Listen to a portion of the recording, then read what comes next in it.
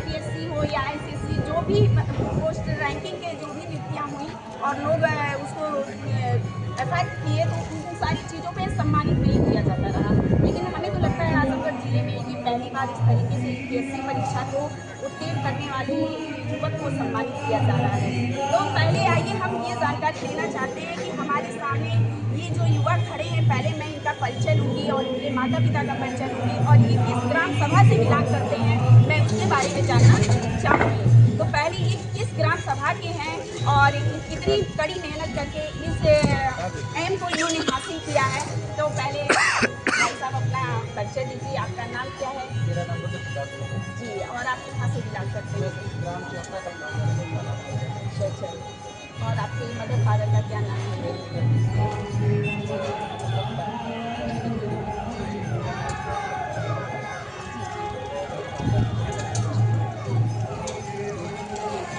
तो आपके पिताजी तो एडवोकेट हैं, फिर आपके अंदर ये इच्छा कैसे जागृत हो गई कि मैं यूपीएससी की एग्ज़ाम को क्वालिफाई करूँ? तो आपके अंदर भी तो फिर वही क्वालिटी आनी चाहिए जैसे एक एडवोकेट के अंदर होता है। जैसे मैं भी एक फैमिली से बिलोंग करती हूँ, मेरे पिताजी भी क्रिमिनल के वकील रहे, तो मेरे अंदर जागरूकता रही एडवोकेट बनने की, बट मैं एडवोकेट नहीं बन पाई, मैं मीडिया के फील्ड में आ गई। तो आपके अंदर ये इच्छा कैसे आई, मैं ये जानना चाहूँगी।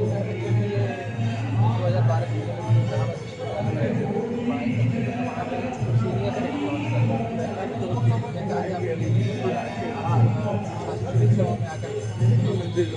समाज में समझने का चीज़ें हम बेहतर ढंग से समझ पाएंगे,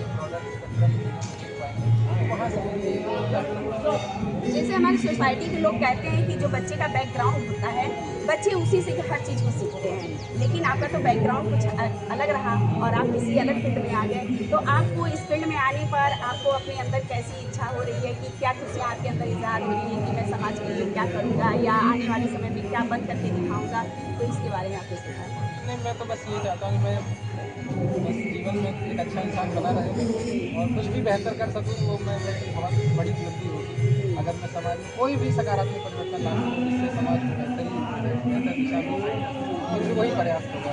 हालांकि शायद ये बहुत बड़ी चीज़ें हैं, लेकिन देखते हैं भगवान ने हमें बताया, शायद आगे भी मदद करते रहेंगे। इसके पहले आप किस फील्ड में रहे हैं? मैं अभी इंटेलिजेंस में कार्य कर रहा हूँ। तो आप मान लीजिए आप यूपीएससी में आ गए हैं, तो क्या करेंगे उस फील्ड को छोड़ देंगे क्या? नहीं, जैसे क्योंकि मैं परमानेंट सर्विस हो चुका हूँ, अब मुझे टेक्निकल रेजिग्नेशन देना होगा वहाँ से, तो सर्विस में स्विच हो जाएगी। क्योंकि कुछ बच्चे फील्ड में इस टाइप के होते हैं कि जो तो जॉब तो करते हैं, जैसे अपनी तैयारियाँ भी करते हैं, जब उससे अच्छा कोई जॉब मिलता है तो वो पिछले जॉब को छोड़ करके फिर उस जॉब को ज्वाइन कर लेते हैं। तो क्या आपकी ऐसी सोच है? हाँ, बस वो एक्चुअली सेंट्रल गवर्नमेंट की जॉब बस स्विच हो जाएगी, वो वहाँ से जो है अगली दूसरी जॉब है, बस इतना ही परिवर्तन आएगा। बाकी जो है राष्ट्र सेवा में वहाँ पे भी लगे थे, ये भी लगे थे। अच्छा, तो इस तैयारी के लिए आपने कितने प्रयास किए और किन किन लोगों का सहयोग आपको मिलता रहा कि आप आगे बढ़ते? क्योंकि हर एक बच्चे का कहीं ना कहीं से एक बैक सपोर्ट होता है, विदाउट बैक सपोर्ट जो होता है कोई इंसान फील्ड में नहीं खड़ा हो पाता है। जैसे मैं ही यहाँ खड़ी हूँ, तो मेरा भी कहीं ना कहीं से किसी एक व्यक्ति का बैक सपोर्ट होता है जो सामने वाले व्यक्ति को पुश करता है। तो इसको लेकर के आप क्या कहना चाहते हैं? जैसे मेरा ये 4th अटेम्प्ट था, बैक सपोर्ट तो ये रहा कि मेरी वाइफ का ही ज़्यादा रहा, मतलब इस तैयारी में कुछ उन्होंने ज़्यादा किया, हालांकि मम्मी पापा ने शुरुआती कुछ दिया था। तो वही मैं जानना चाहिए, जैसे आपने फर्स्ट टाइम आपने कह दिया कि मेरी बीवी का सपोर्ट, पहले तो मदर फादर ही ने आपको स्टैंड किया यहाँ ना तक लाने के लिए, उसके बाद तो भाई आपकी मैडम आई होंगी लाइफ में, तो फिर उन्होंने कहा होगा कि नहीं भैया आप और आगे तैयारी करिए। तो ये मेरी जानना चाहिए। एक्चुअल में क्या है, उसमें सभी का सपोर्ट है, क्योंकि वार्तालाप काफ़ी हो चुका है, तो उसमें जो है अगली कड़ी जुड़ती जा रही है, इस वजह से ऐसा हो रहा है।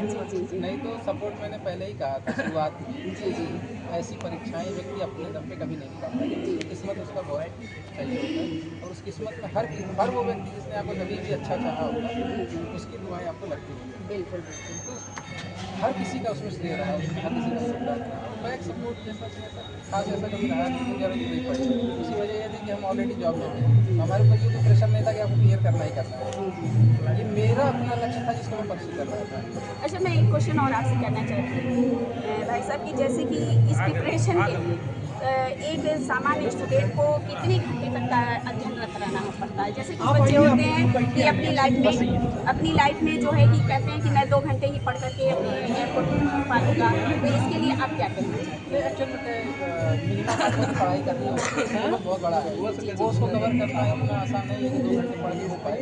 आपको कम से कम 8 से 10 घंटे पढ़ने की संभावना है, तो वो आपको सिलेबस इतना बड़ा है कि आपको ज़्यादा से ज़्यादा पढ़ना होगा। और मेन ये है कि ज़्यादा पढ़ने से अच्छा ही क्वालिटी पढ़िए। क्वालिटी ये नहीं जितना ही पढ़िए उस समय में आप जो भी पढ़ें वो आपको समझ में आ जाना चाहिए, ताकि भविष्य में जब भी आपको उसको यूज करना हो तो आप आसानी से यूज कर सकें। तो इस तरीके से आप मेरे चैनल के माध्यम से देख सकते हैं कि भाई साहब ने कितने प्रयास से इस यूपीएससी की परीक्षा को उत्तीर्ण किया है और अपने माँ बाप को और अपने परिवार का और अपने समाज का, अपने देश का नाम रोशन किया है। इसके लिए मैं इनको बहुत अपने तहे दिल से धन्यवाद कहूँगी। और इनके लिए मेरे पास एक शायरी भी है, देखिए मैं मौके पर आपको सुना देती हूँ। साहसी को बल दिया है, साहसी को बल दिया है, मृत्यु ने मारा नहीं है, राह ही हारी सदा राही कभी हारा नहीं है। इस तरीके से ये महानुभाव ने इतना प्रयास किया, अपने हौसले को बुलंद बना करके रखा कि इन्होंने समाज को कुछ करके दिखाया है। इसलिए मैं अपने चैनल के माध्यम से लोगों को बताऊंगी कि जो भी पढ़ने वाले विद्यार्थी हैं वो अपने हौसले को अगर बरकरार रखेंगे तो आज नहीं कल उनकी मंजिल निश्चित है। धन्यवाद।